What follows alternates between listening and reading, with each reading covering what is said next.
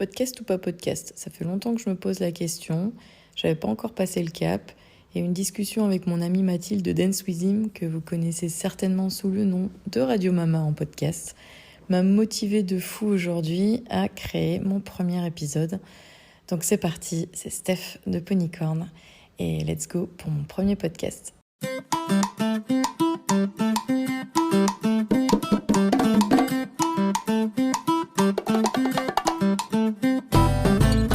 Aujourd'hui, j'ai envie de parler de la crise de la quarantaine parce que ça m'est arrivé. J'ai 41 ans, je l'ai fait un peu en avance. J'ai fait à 38 ans exactement. J'ai été mariée pendant presque 10 ans, enfin 8 ans exactement. Et je suis restée avec Jérémy, que vous connaissez sous le nom de Ponydep, sur mes réseaux Ponycorn le blog. Et je suis restée avec lui donc 10 ans, mariée 8 ans. Ça a été une relation vraiment très heureuse, avec beaucoup de complicité et d'admiration. On appelait ça comme ça, nous, à l'époque, admiration. On était très admiratifs l'un de l'autre et on était vraiment très fusionnels. Ça a duré de nombreuses années comme ça, puisque moi, j'ai commencé réellement à me poser des questions sur mon couple au bout de 8 ans. Et c'est vrai que je ne sais pas ce qui me manquait. J'arrivais pas à définir le problème dans notre couple puisque tout se passait bien. Au niveau du caractère, ça se passait vraiment super. On était deux caractères faits pour s'entendre. Ça faisait déjà de nombreuses années qu'on était ensemble et pourtant, il me manquait quelque chose. Donc je ne sais pas pourquoi. À un moment, une journée en particulier où je me souviens, j'ai eu le regard d'un homme qui s'est posé sur moi et ça m'a fait quelque chose pour la première fois depuis très longtemps. Et c'est pas du tout mon genre de regarder les autres hommes ou quelque chose comme ça. Je suis quelqu'un de très fidèle en couple notamment et je suis pas vraiment une chaudasse, ce qu'on pourrait appeler. Et c'est vrai que ça m'a perturbée énormément à ce moment-là. Et je me suis posé des questions. Je me suis dit pourquoi ça me fait quelque chose. C'est peut-être qu'il me manque quelque chose dans mon couple. Et après quelques semaines de réflexion, j'en ai parlé donc à Jérémy. Et c'est vrai qu'on a tenté de trouver des solutions qui étaient vraiment propres à notre couple. On a essayé de trouver comment dynamiser notre couple, redonner un peu de flamme. Et on a essayé plein de choses, dont se mettre en couple libre à l'époque. Ça avait été une des solutions que moi j'avais besoin d'expérimenter puisque j'ai toujours été en couple depuis l'âge de 17 ans et j'avais pas vraiment entre guillemets vécu ma jeunesse et je me disais que peut-être avoir une espèce de liberté dans son couple, ça permettrait peut-être de redynamiser justement notre vie, d'avoir un petit peu plus envie de ressortir ensemble, d'aller au resto, de se parler tout simplement parce que c'est vrai qu'on travaillait ensemble, on était H24 ensemble et en fait, on se parlait pas ou peu. Et du coup, c'est vrai qu'on a parlé de cette option-là, on a testé cette option-là avec des règles, avec une charte de respect l'un pour l'autre. Ce qu'on a fait, chacun de notre côté, en respectant notre couple. Et est arrivé ce qui est arrivé. Enfin, ce qui devait arriver. Je suis tombée amoureuse d'un autre homme. Et cette personne-là me connaissait des réseaux d'ailleurs. Et je l'avais rencontré à un salon à Bordeaux avec une de ses élèves. Enfin, c'était pas vraiment une de ses élèves. Il m'avait dit qu'il était coach d'équitation et en fait, pas du tout. C'était un menteur. Il coachait, entre guillemets, juste une petite fille. Il l'aidait à sauter, il lui mettait les barres, quoi, on va dire, comme on prend une petite de nos écuries sous notre aile et puis on lui apprend ce qu'on connaît, voilà, c'était le cas. Et à l'époque, il m'avait fait plus ou moins croire qu'il était coach d'équitation. Et j'avais recontacté cette personne et j'ai eu une histoire avec lui. Et ça a duré pas très longtemps, hein, 1 ou 2 mois, mais j'ai développé des sentiments très forts pour cette personne. Bon, il s'est avéré que c'était un manipulateur et un typique pervers narcissique comme il y en a beaucoup. Et du coup, c'est vrai que j'ai énormément souffert. Et en même temps, j'étais avec mon mari et j'avais ce dilemme de rester avec lui ou de partir définitivement. Et c'est vrai qu'on a toujours beaucoup parlé avec Jérémy Et à cette époque-là, je lui ai tout raconté. J'ai vraiment rien occulté. Il était au courant de tout. Il savait que je développais des sentiments pour cette personne. Et de fil en aiguille, on a décidé de se séparer d'un commun accord, puisque Jérémy est quelqu'un de très intelligent et il voyait bien que notre couple battait de l'aile depuis quelques années et qu'on avait donc essayé ce format de couple libre et ça marchait pas vraiment. Donc il a effectivement été intelligent, moi aussi. On a décidé de se séparer, mais de continuer à travailler ensemble, puisqu'on avait beaucoup de respect l'un pour l'autre et on était devenus en quelque sorte des meilleurs amis. Bon, je dis pas qu'au début c'était tout rose et qu'on s'est tapé dans la main en se disant bon, salut, on se sépare. Non, ça a été compliqué, il a fallu tout remettre en question. Notre vie, on avait une maison en commun, on avait des animaux, des biens, on avait la société Ponycorn, on avait beaucoup de choses qui faisaient que la séparation était compliquée. Mais on a été intelligents, on a beaucoup parlé et puis on s'est définitivement séparés quelques semaines plus tard après cette histoire. Et là, s'en est suivi pour moi une lente mais longue descente aux enfers, puisque j'ai dû me retrouver seule et célibataire, chose que je ne connaissais pas, et j'avoue que je me suis un peu perdue. Je me suis un peu perdue dans toutes ces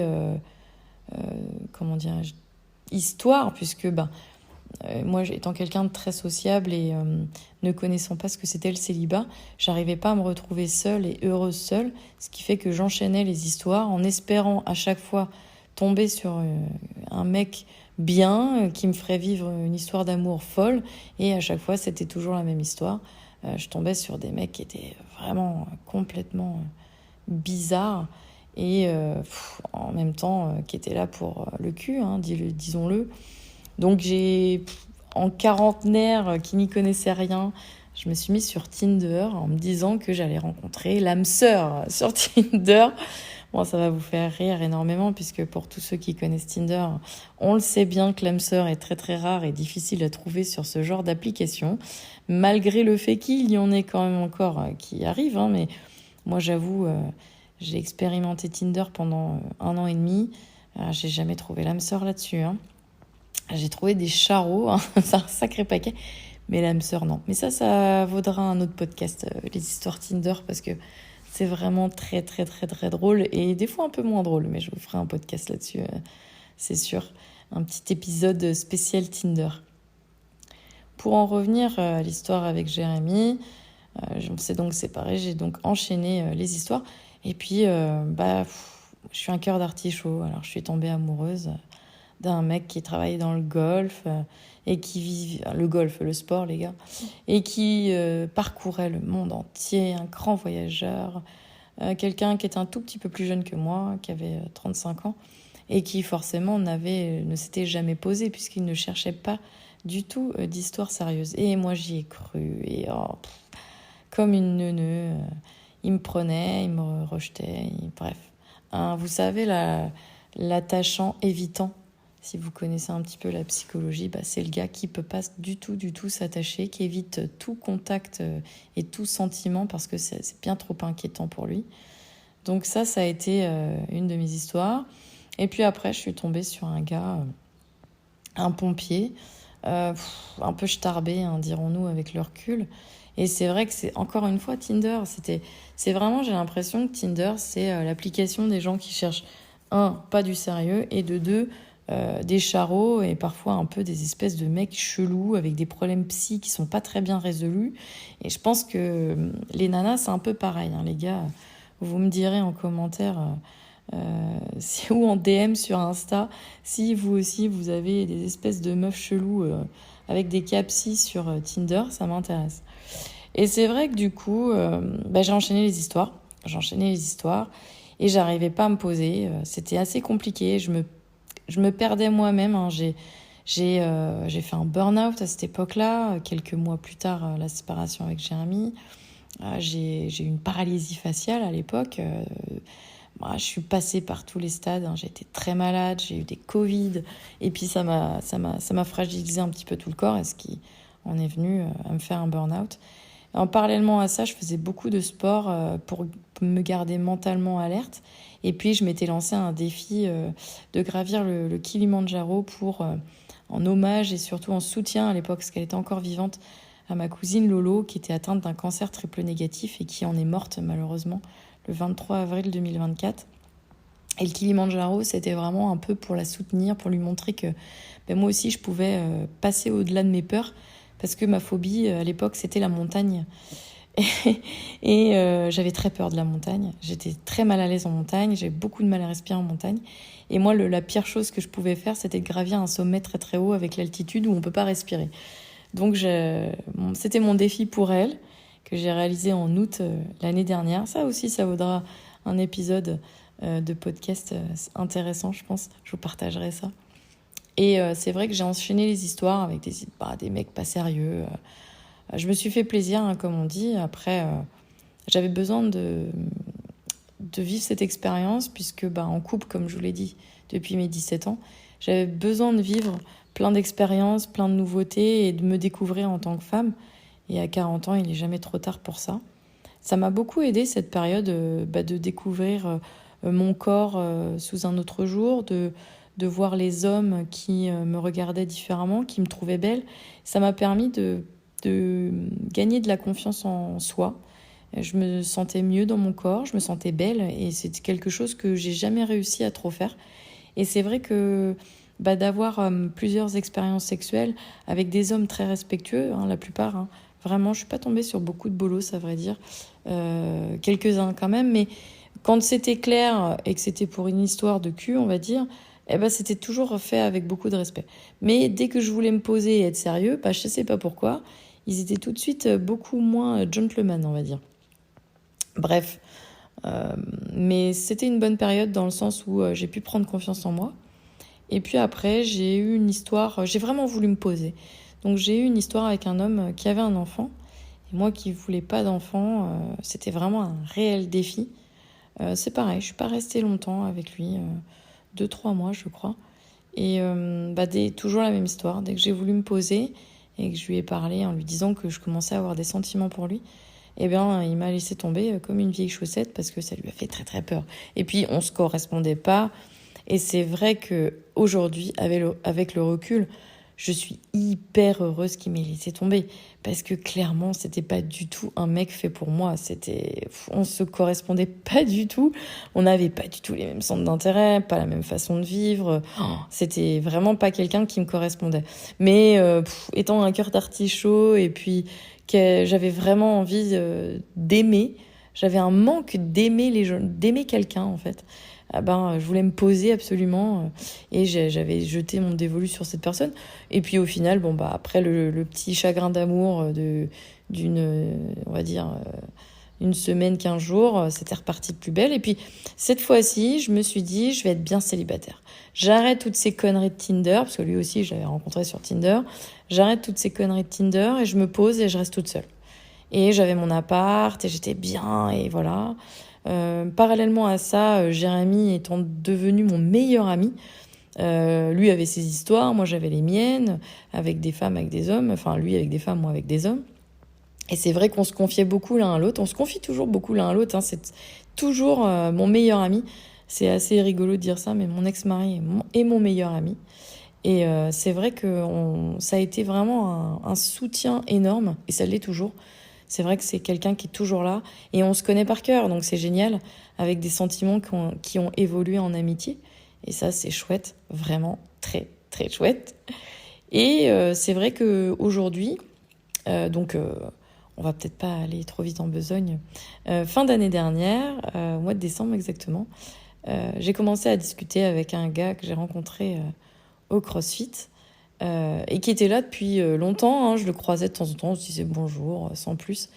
Et c'est vrai qu'on a commencé à discuter plus sérieusement, et puis j'ai commencé un petit peu à lui tourner autour, parce que physiquement il me plaisait, et surtout ça m'avait touchée parce qu'il m'encourageait au CrossFit, et notamment sur une épreuve assez difficile qui s'appelle Chad, c'est un WOD héros, où il faut monter 1000 fois sur une box.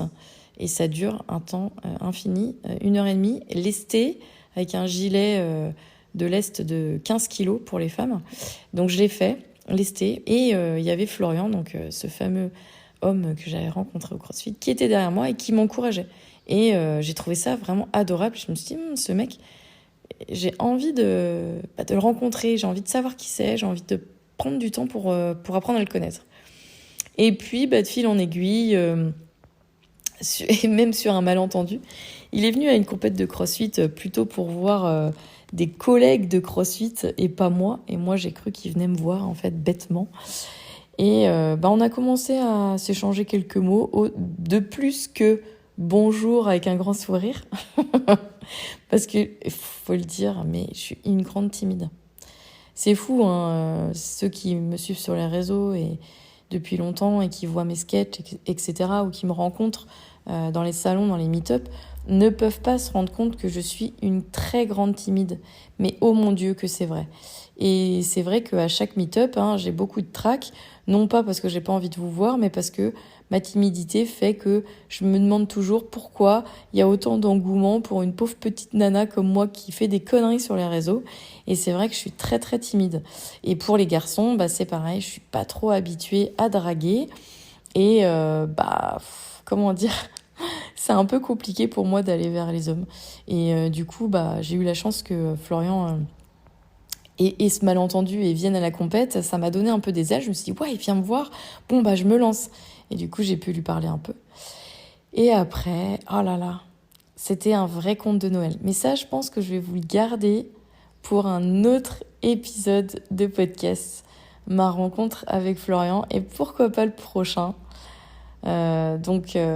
C'était ce petit podcast, ce premier épisode, c'est un petit peu pour prendre la température et pour voir si vous aimez mon histoire de femme mariée à femme célibataire, comment ça s'est passé, puisque vous connaissez en plus Jérémy sous le nom de Ponydept sur les réseaux Ponycorn. Et c'est vrai que j'ai un peu enchaîné les hommes pendant 1 an et demi et pour rencontrer Florian. Et je vous expliquerai ça dans un autre podcast. Aujourd'hui, la conclusion, c'est que avec Jérémy, je regrette absolument pas cette séparation, puisque on a certes vendu notre maison, séparé la SARL Ponycorn, mais on continue toujours de bosser ensemble avec chacun notre entreprise. On est devenus meilleurs amis ensemble, pour le meilleur et pour le pire. Avant, on disait pour la vie et au-delà, on est amoureux pour la vie et au-delà. Et aujourd'hui, on dit amis, on est amis pour la vie et au-delà. Et c'est très important pour moi. Jérémy fait vraiment partie, pour moi, c'est ma famille. C'est vraiment quelqu'un qui est extrêmement important pour moi et pour des décisions dans ma vie, pour un soutien. Et c'est vraiment mon best friend forever. Quand j'ai un petit coup de mou et que j'ai besoin qu'il me foute un petit coup de fouet, je sais qu'il est là. Et c'est quelqu'un de très franc qui mâche pas ses mots.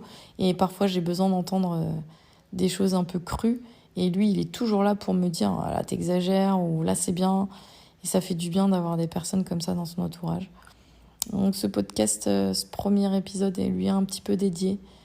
Et finalement, c'était sur la crise de la quarantaine, mais ça a évolué pendant le podcast. Je dirais, c'est plutôt de femme mariée à femme célibataire. Eh bien, comment, après 8 ans de mariage, on se rend compte que c'est peut-être pas notre vie. En vrai, c'est lié à la crise de la quarantaine. C'était Steph de Ponycorn sur le premier épisode de mon premier podcast. On se retrouve très vite.